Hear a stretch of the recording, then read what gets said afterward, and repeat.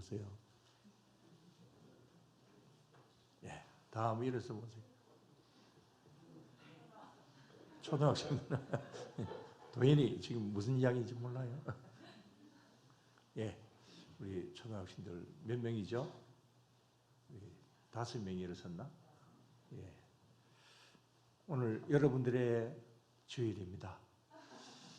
특별하게 뭐 교회에서 하는 것도 없지만 특히 이 코로나 때문에 아동 뭐 예배도 드리지도 못하고 그러기도 한데 우리 여러분들 이 어린이들 위해서 힘찬 박수 한번 보내주세요.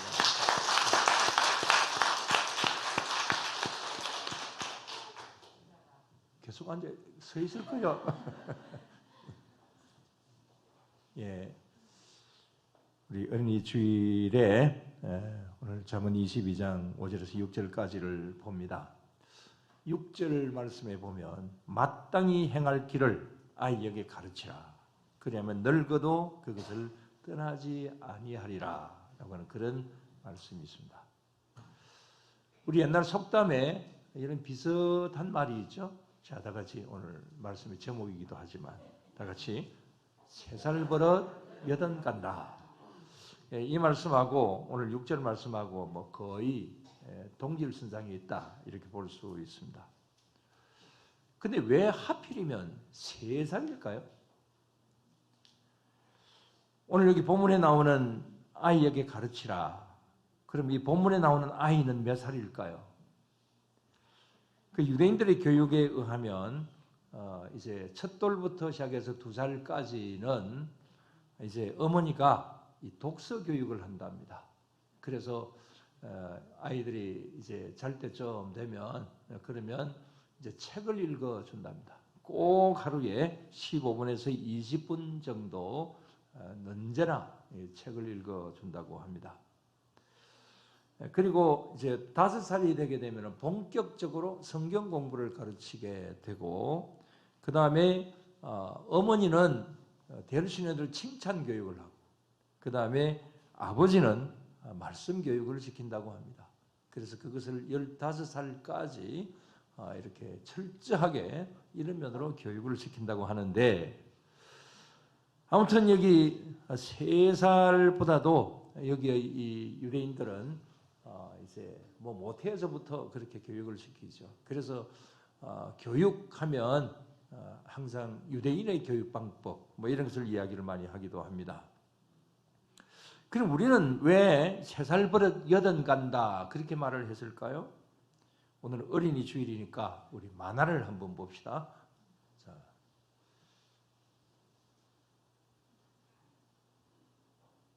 자, 저 만화를 한번 보세요. 자, 저기 저거 말고 그 앞에 건데요. 저 그림 말고 앞에 있는 그림. 예, 저겁니다. 자, 저기 제가 저 글은 안 보이지만 제가 써놓았습니다. 왜 3살일까?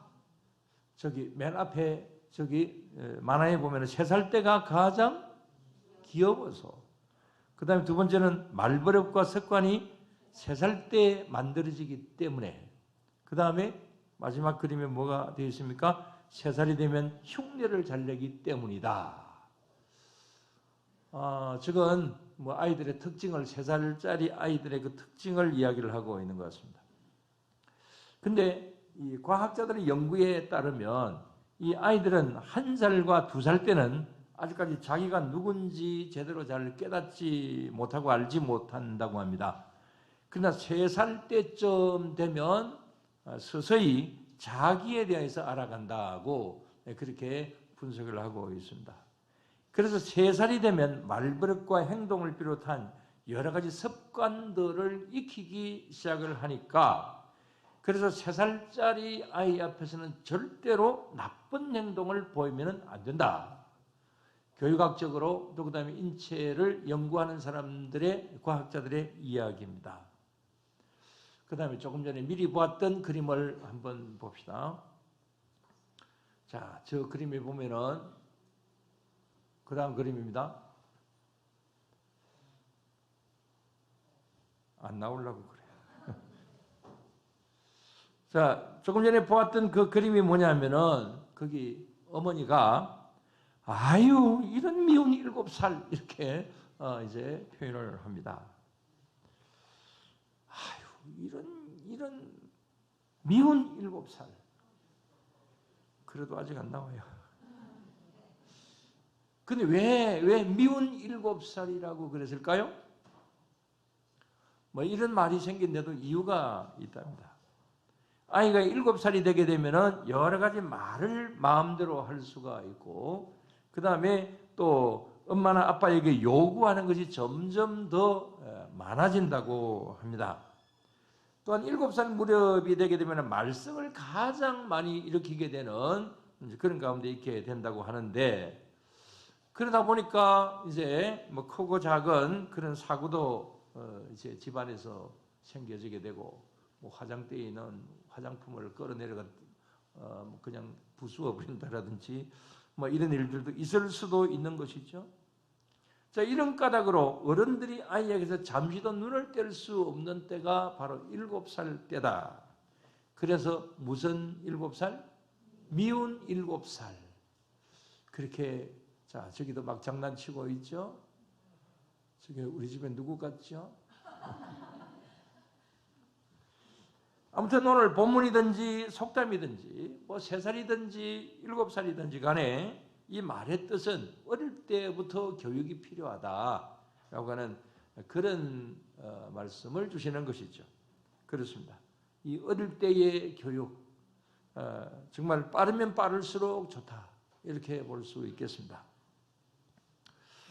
자, 그런 면에서 오늘 먼저 여러분들에게 여기 백지 한 장을 보여드립니다. 전에 그런 말씀 드린 적이 있지만, 자, 여기 백지 한 장, 어떤 글과 그림도 없는 아주 깨끗한 종이입니다. 근데 이 백지 한 장을 왜 보여드리느냐 하면은 오늘 뭐 어린이 주일을 맞이해서 이 어린이들의 상태가 어떤 상태냐, 바로 여기 어린이들은 이 깨끗한 이 백지의 상태다, 그런 거죠. 여기서 제일 나이 적은 어린이가 도현인데, 도현의 상태가 지금 현재 이렇죠. 근데 요즘 아이들은 영악해가지고 여기 뭐 온갖 그림들이 다 그려져 있기도 해요. 그러나 대체적으로 볼 때는 아이들은 아직까지 순수하고 깨끗합니다. 이건 제 말이 아니고 유명한 실제주의 철학자 존 로커의 이야기입니다. 존 로커가 백지설을 주장을 했죠. 그래서 어린아이들은 백지와 마찬가지다. 그러면 부모는 어떤 역할을 하는 것이냐? 바로 이 크레용이다. 그림을 그려주는 그러한 연필이고 크레용이고 그런 것이다. 그래서 이 크레용되는 이 부모가 이 백지 상태인 아이들에게 어떤 그림을 그려주느냐에 따라서 이 자녀의 인생이 좌우가 된다. 그렇게 로크는 이야기를 하고 있습니다. 자, 그렇다고 본다고 한다면 이 부모의 역할이 얼마나 중요합니까? 그런 면에서 말씀을 드립니다. 우리 어린아이를 두신 우리 부모 여러분들 어찌하든지 잘 그리실 수 있게 되기를 바랍니다. 아멘. 자, 잘 그려준다. 그림을 그린다. 요즘 제가 그림 이야기를 많이 드리는데 또 그림 이야기가 또 우리 뉴스에 많이 나옵니다. 지난번에 뭉크의 절규 그림, 그 가격이 얼마나 나간다고 했습니까? 잊어버렸죠. 1355억이 나간다고 그랬습니다. 예, 그런 엄청난 금액의 그 그림이 팔렸다고 그랬습니다. 요즘 삼성 이건희 회장이 가지고 있는 그림들을 이제 국가미술관에 기증을 했다 그랬는데 한 23,000점 여점 된다고 합니다. 근데 그거를 시가로 다 계산을 하면 한 10조 원 정도쯤 된다고 합니다. 1조 우리는 말만 들어도 그냥 엄청난데 한 10조 정도쯤의 그림을 이제 기증을 했다고 합니다. 이런 거 보면 저도 화가가 되었으면 참 좋아질 뻔했다는 생각이 듭니다. 누가 사가지고 가겠습니까만은. 근데 자, 이걸 뭐 기증을 한 것에 대해서는 뭐 여러 가지 말들이 많이 있습니다. 뭐 아들 이재용 회장이 아직까지 교도소에 있기 때문에 그래서 아들을 뭐 이렇게 빼내기 위하여서 이런 국가에 기증을 했다. 뭐 이런 말도 있기도 하고 어쨌든 뭐 이런 저런 뭐 기증을 한 것 자체는 좋은 일이죠. 그러나 이런 시점에 있어서 이런 어떤 이 그림 이야기가 나오는 거. 여러분 어떤 것보다도 가장 귀한 그림은 어떤 그림이겠습니까? 1355억 원 되는 뭉크의 그 절규 그림이 중요합니까? 여러분들의 자녀가 중요합니까? 자녀가 중요합니까? 1355억 원하고 자녀하고 바꾸자 그러면 바꾸어 주시겠어요? 안 바꿔줍니까? 저는 바꿀 것 같은데요. 다 커가지고. 이 말씀을 드리는 것은 우리 자녀들의 그 인생 그림을 어떻게 그려주느냐. 그야말로 이 그림이 가장 귀중한 그림이고 그 다음에 부모가 어렸을 때 어떻게 이걸 그려주느냐 이것이 굉장히 중요하다. 이런 말씀을 드리는 겁니다. 자, 그렇다면 여러분들은 자녀들의 그 인생에 무엇을 그려주고 싶으십니까? 일반적으로 많은 부모들이 그려주고 싶은 그림은 어떤 그림일까요? 가장 일반적인 그림은 가장 많은 사람들이 그려주고 싶은 것은 무엇일까요? 부귀영화이죠. 세상에서 출세한 자녀의 모습, 세상에서 돈을 많이 벌어서 그냥 부유하게 사는 그림, 그런 그림을 그려주고 싶죠. 물론 좋습니다. 좋은 대학 나오고 좋은 데 취업하고 그 다음에 부귀영화 누리며 살게 해줄 수 있는 거 그게 얼마나 좋습니까?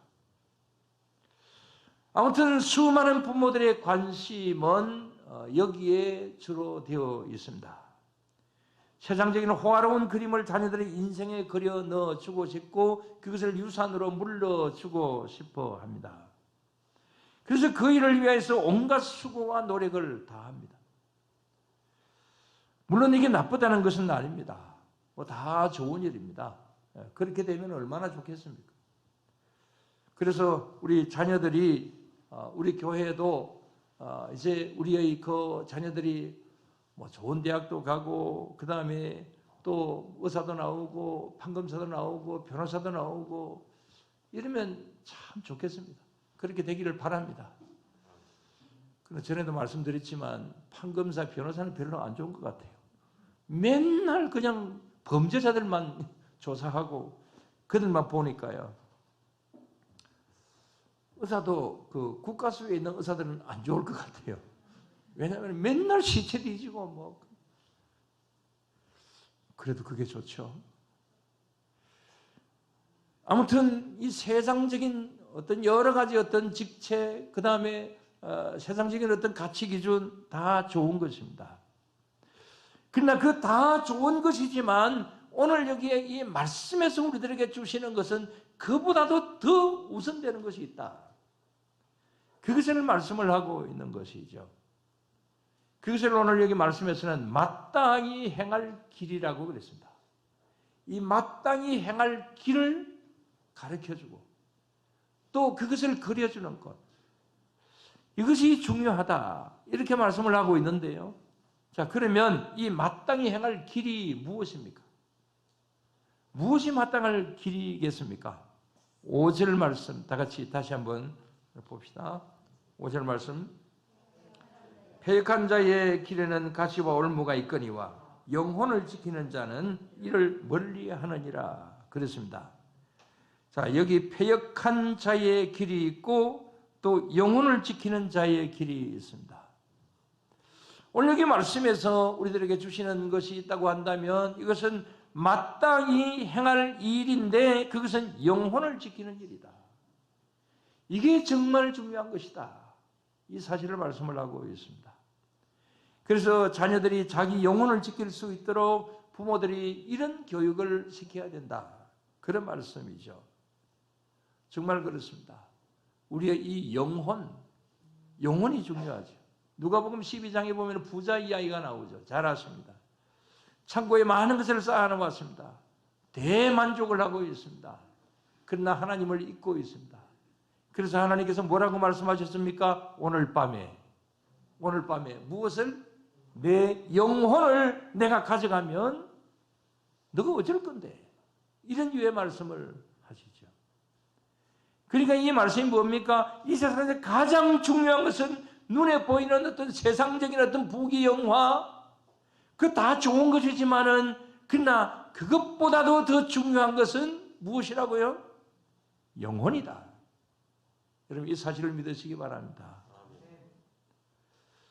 근데 어리석은 질문을 하나 드립니다. 여러분 정말 영혼이 있을까요? 영혼이 있습니까?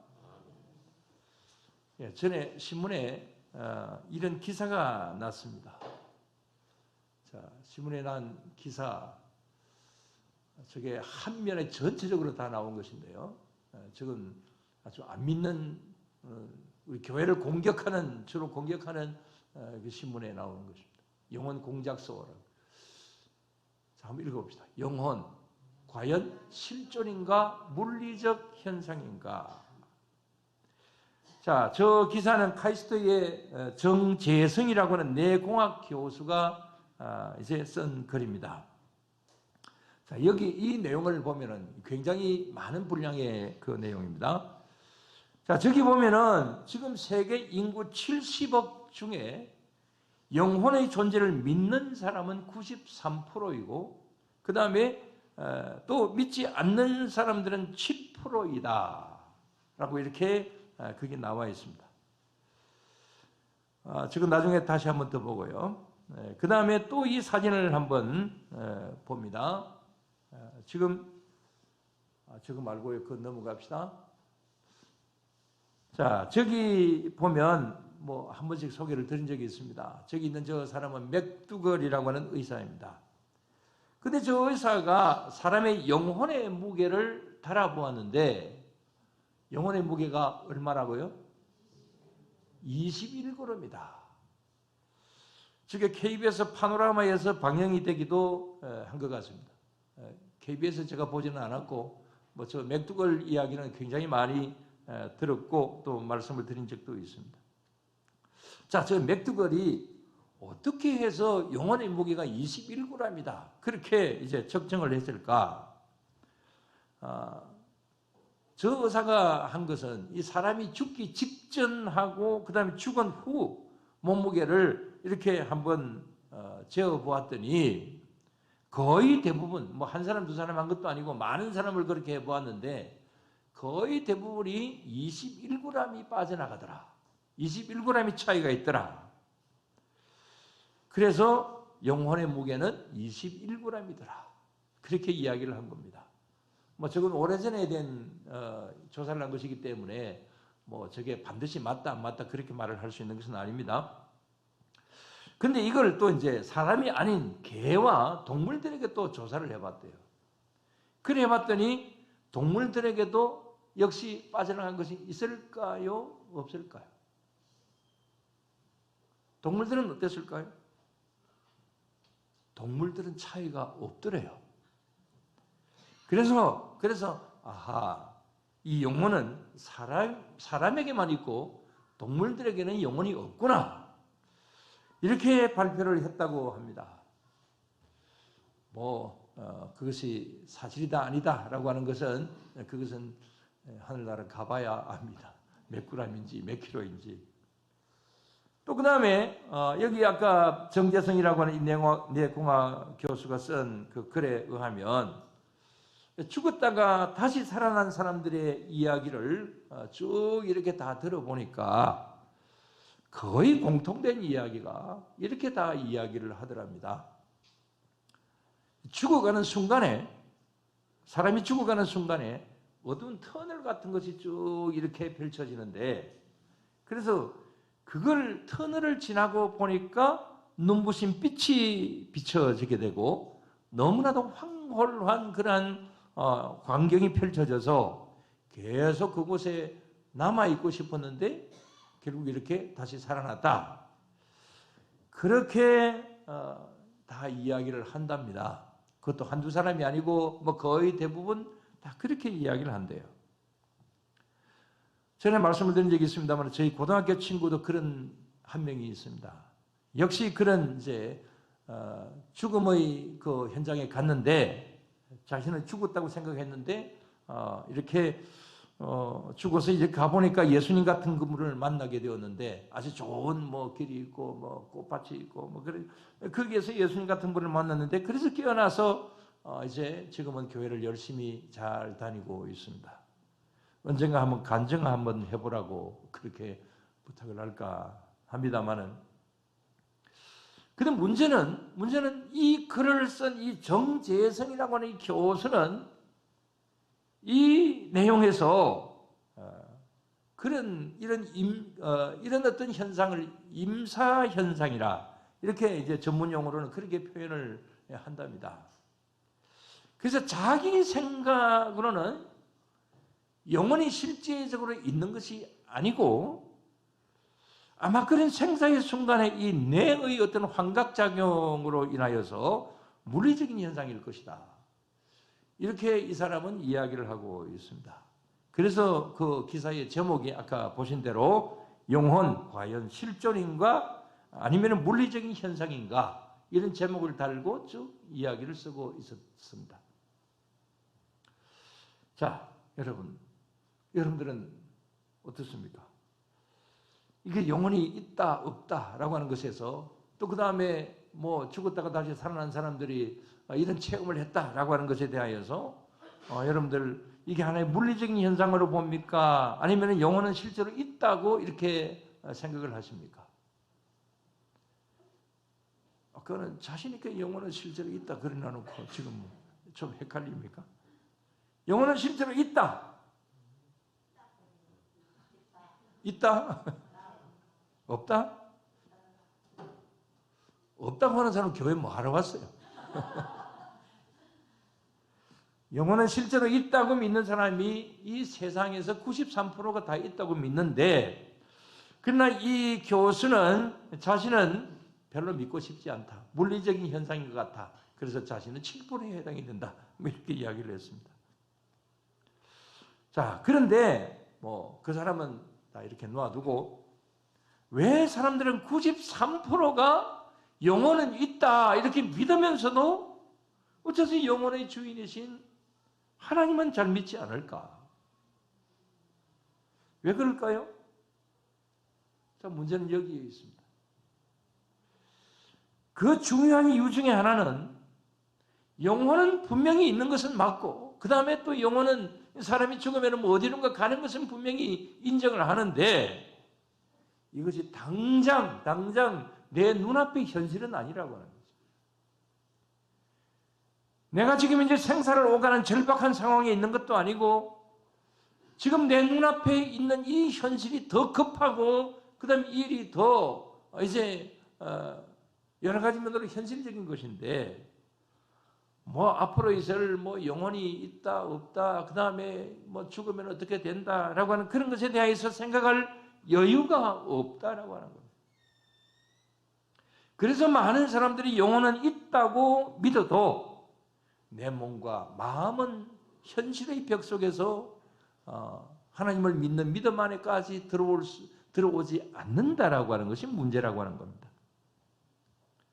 그 다음 아예 믿지 않는 7%의 사람들을 한번 봅시다.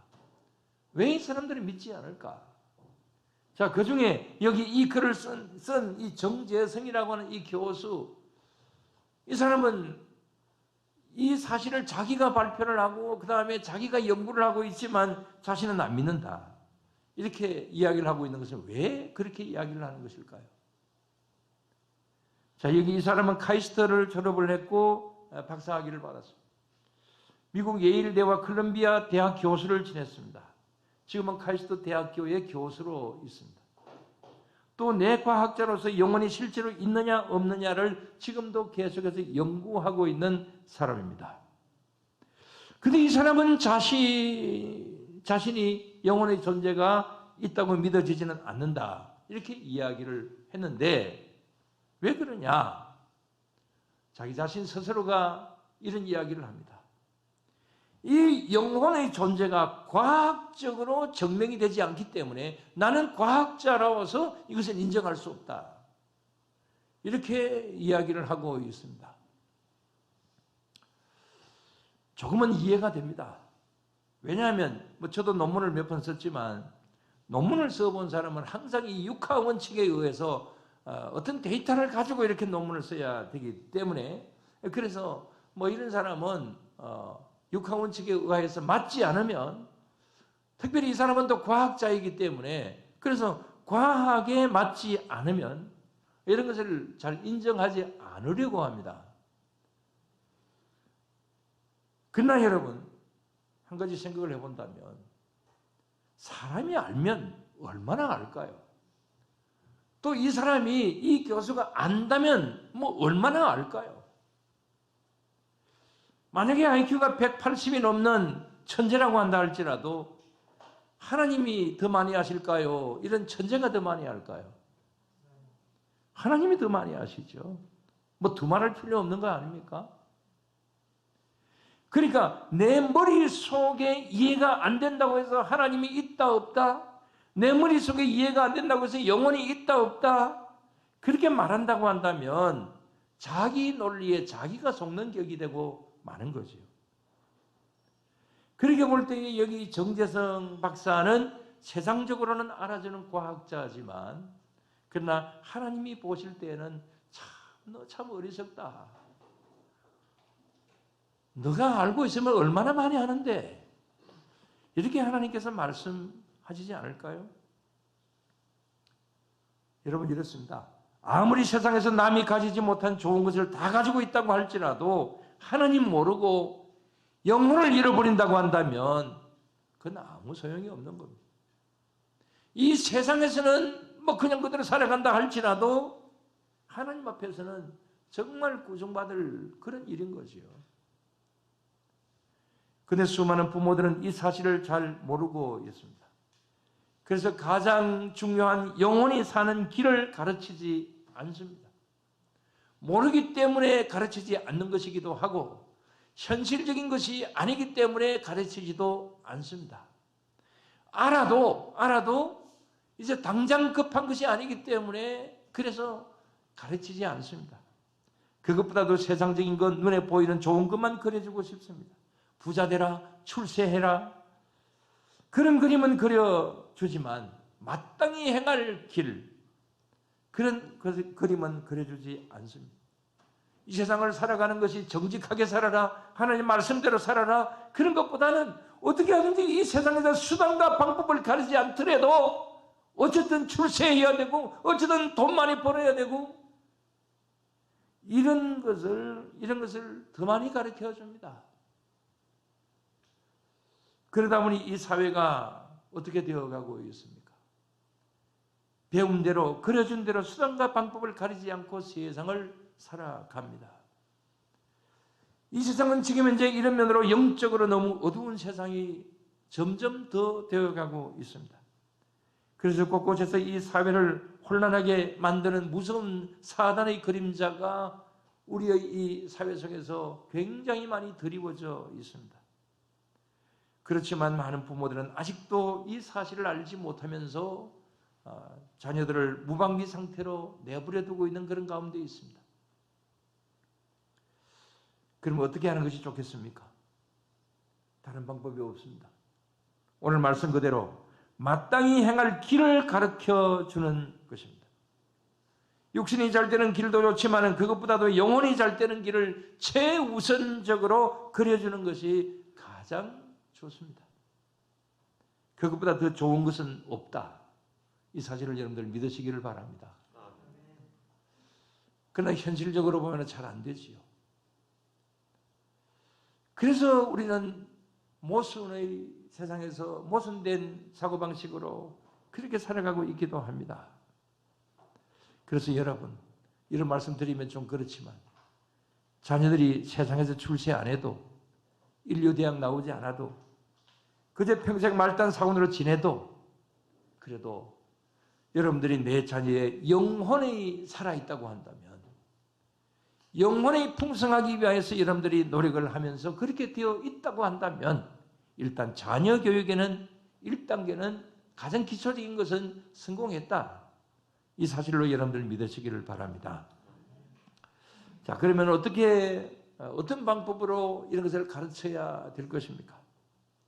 그 6절입니다. 다 같이 6절을 다시 한번 봅시다. 마땅히 행할 길을 아이에게 가르치라. 그리하면 늙어도 그것을 떠나지 아니하리라. 그랬습니다. 우리말로 우리 속담으로 3살 버릇 8 간다. 정말 그 속담 참 잘 내려왔어요.